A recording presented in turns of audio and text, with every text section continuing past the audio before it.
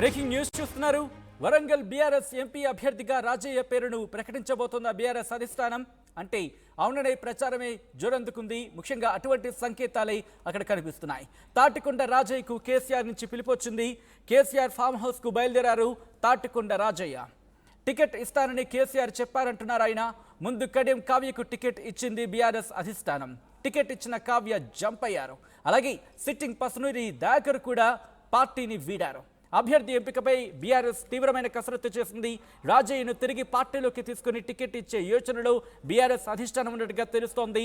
Station Ghanpur ticket తనకి ఇవ్వకుండా కడియం శ్రీహరికి ఇవ్వడంతో ఆయన కాస్త అలకబూనిన పరిస్థితినే చెప్పుకోవాలి. దీంతో బీఆర్ఎస్ కు రాజీనామా చేశారు రాజయ్య. కాంగ్రెస్ లోకి వెళ్లేందుకు తన ప్రయత్నాలన్నింటినీ ఆయన అక్కడ చేసిన పరిస్థితి. అయితే అవన్నీ కూడా విఫలమైనట్టుగా తెలుస్తోంది.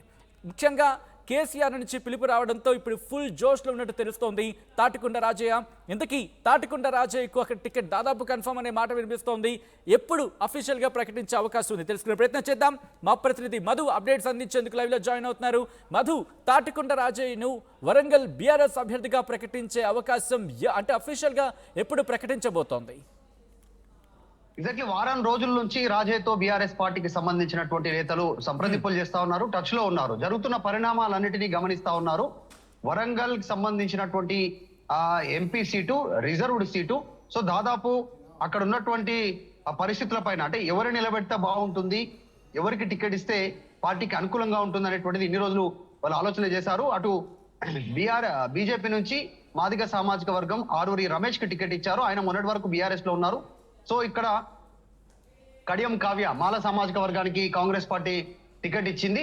సో ఇక్కడ కడియంని ఎదుర్కోవాలంటే రాజయ్యను ముందు పెడితేనే కరెక్ట్ అనేటువంటి ఒక డిసిషన్కి వచ్చిన తర్వాత కేసీఆర్ నిర్ణయం తీసుకున్నట్టుగా తెలుస్తా ఉంది. మన ఫామ్ హౌస్ నుంచి పిలుపు వచ్చింది. రాజయ్య అక్కడికి వెళ్లారు. ప్రస్తుతం ఫామ్ హౌస్ కు రీచ్ అయ్యారు. కొద్దిసేపటి క్రితం మనతో కూడా మాట్లాడారు రాజయ్య. ధృవీకరించారు, కేసీఆర్ రమ్మని చెప్పారు. లోపలికి వెళ్తున్నారు రాజయ్య.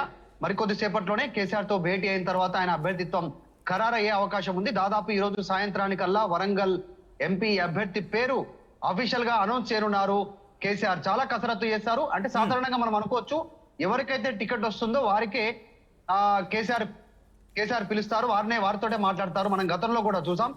సో దాంట్లో భాగంగా రాజయ్యను పిలుస్తా ఉన్నారు. రాజయ్య బీఆర్ఎస్ కు రాజీనామా చేశారు, కానీ ఏ పార్టీలో లేరు. కాంగ్రెస్ లో జాయిన్ అయిదాం అనుకున్నారు, కానీ జాయిన్ కాలేకపోయారు, బయట ఉండిపోయారు. ప్రస్తుతం సైలెంట్ గా ఉన్నారు. ఆయన బీఆర్ఎస్ కి చేసినటువంటి రాజీనామాను ఉపసంహరించుకుంటానంటూ బీఆర్ఎస్ పార్టీ నాయకులతో ఇప్పటికే చెప్పినటువంటి పరిస్థితి. చాలా ఆగ్రహంగా ఉన్నారు బీఆర్ఎస్ పార్టీ నాయకులు. కడియం శ్రీహరి, కడియం కావ్య చేసినటువంటి రాజకీయ ద్రోహానికి అనేటువంటిది బీఆర్ఎస్ శ్రేణులు మాట్లాడుకుంటున్నాయి ఇప్పటికే.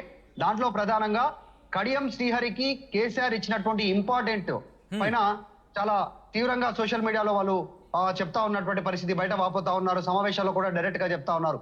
గతంలో డిప్యూటీ సీఎం గా ఉన్నటువంటి రాజయ్యని పక్కన పెట్టి ఎంపీగా ఉన్నటువంటి కడియం శ్రీహరికి అప్పుడు ఎంపీ టికెట్ ఇచ్చారు. కడియం శ్రీహరికి ఎంపీగా గెలిచినప్పటికి కూడా ఎంపీకి రాజీనామా చేయించి తర్వాత ఇక్కడ ఆయనకు డిప్యూటీ సీఎం ఇచ్చారు.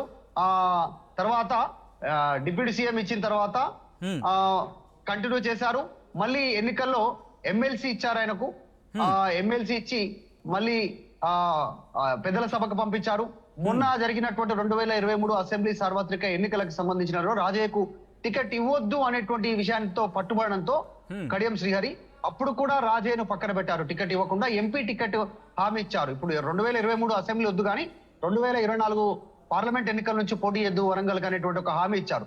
అది కూడా పక్కన పెట్టేసి మళ్ళీ కడియం శ్రీహరి తన కూతురుకు టికెట్ ఇవ్వాలనేటువంటి ప్రెజర్ తెచ్చారు కేసీఆర్ పైన. దానికి కూడా కేసీఆర్ తలొగ్గి కడియం కావ్యకి టికెట్ ఇస్తే ఆమె పార్టీ పైన తీవ్రమైనటువంటి వ్యాఖ్యలు చేస్తూ ఒక లేఖ విడుదల చేస్తూ రాజీనామా చేసి బయటికి వెళ్ళిపోయారు. సో ఇవన్నిటిపైన తీవ్రమైనటువంటి ఆగ్రహంతో కడియం శ్రీహరి కుటుంబం పైన ప్రస్తుతం బీఆర్ఎస్ పార్టీ శ్రేణులు ఉన్నాయి. ఎందుకంటే అయితే ముఖ్యంగా తాటికొండ రాజయ్యకు సంబంధించి, ఎందుకంటే గతంలో కూడా మనం డిస్కషన్ చేసుకున్న ముఖ్యంగా వరంగల్ ఎంపీగా అభ్యర్థిగా నన్ను బరిలోకి దించితే కనుక నేను పార్టీలో వచ్చేందుకు సిద్ధంగా ఉన్నానంటూ కూడా ఆయన చర్చించిన పరిస్థితి తన సన్నిహితులతో.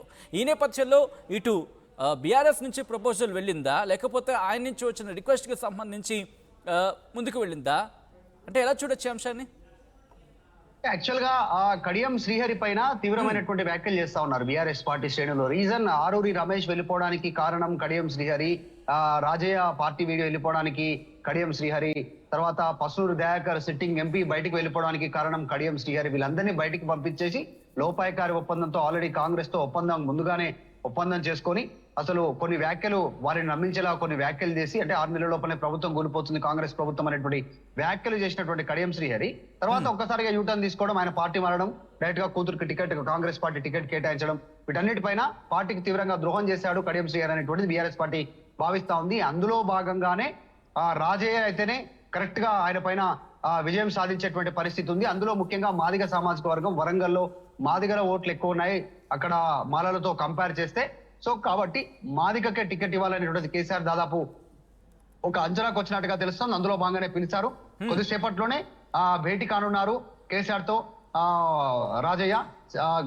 దాదాపు ఇప్పటికే కడియం శ్రీహరికి సంబంధించి కాంగ్రెస్ పార్టీలో వ్యతిరేకత వస్తున్నటువంటి నేపథ్యంలో ఇవన్నీ క్యాచ్ చేసుకోవాలనేటువంటి విధంగా ప్రస్తుతం భావిస్తున్నట్టుగా తెలుస్తా ఉంది కేసీఆర్. దాదాపు రాజయ్య పేరే ఖరారు అయినట్టుగా తెలుస్తా ఉంది. రాజయ్యని పోటీ చేయనున్నారు.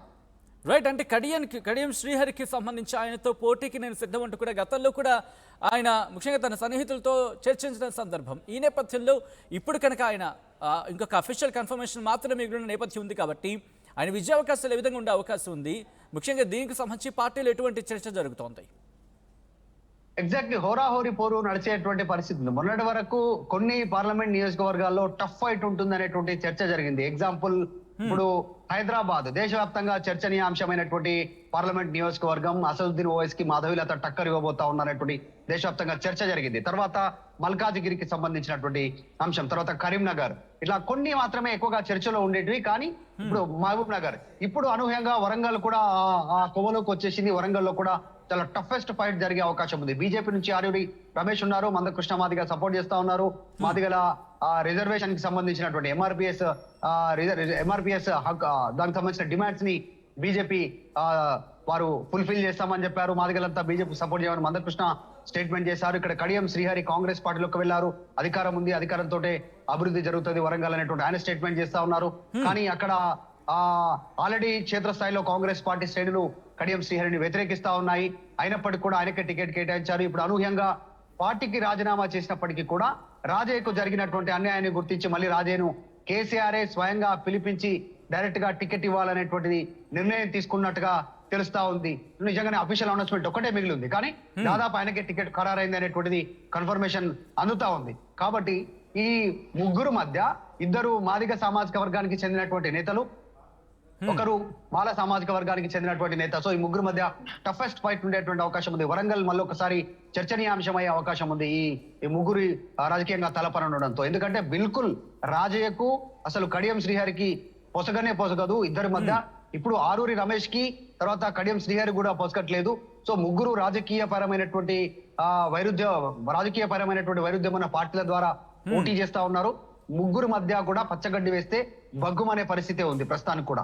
కాబట్టి ఈ ముగ్గురు మధ్య పోటీ చివరి ఫలితం ఎవరికి దక్కుతుంది అనేటువంటిది చర్చనీయాంశం అవుతుంది.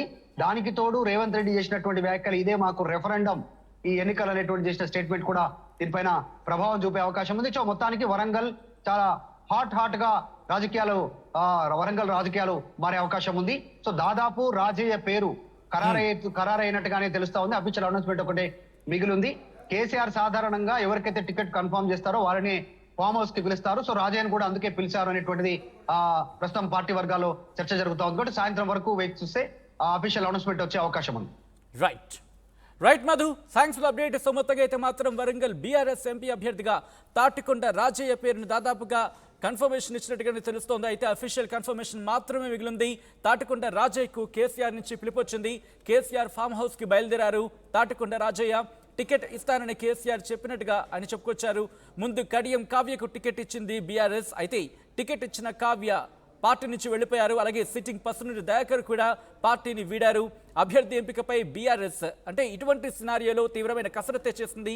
అయితే రాజయ్యను తిరిగి పార్టీలోకి తీసుకుని టికెట్ ఇచ్చే యోచనలో ఇప్పుడు బీఆర్ఎస్ ఉన్నట్టుగా తెలుస్తోంది. స్టేషన్ ఘన్పూర్ టికెట్ తనకి ఇవ్వకుండా కడియంకు ఇవ్వడంతో బీఆర్ఎస్ కు రాజీనామా చేశారు తాటికొండ రాజయ్య. కాంగ్రెస్ లోకి వెళ్లేందుకు ఆయన చేసిన ప్రయత్నాలు విఫలమయ్యాయి. అయితే కేసీఆర్ నుంచి పిలుపు రావడంతో ఇప్పుడు ఫుల్ జోష్లో రాజయ్య అక్కడికి చేరుకుంటున్నారు. మరి కాసేపట్లో దీనికి సంబంధించి అఫీషియల్ అనౌన్స్మెంట్, అఫీషియల్ కన్ఫర్మేషన్ వచ్చే అవకాశం ఉంది.